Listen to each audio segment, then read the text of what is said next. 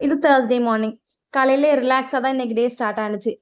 தம்பிங்கள இன்னைக்கும் ஸ்கூலுக்கு அனுப்பி விடல. ஏன்னா கோல்டு, காஃபி இருக்கிறனால பார்த்துட்டு ஸ்கூல் அனுப்பிக்கலாம் அப்படின்னு சொல்லிட்டு, அவங்களுக்கு ஸ்கூல் இன்னைக்கு லீவ் போட விட்டாச்சு.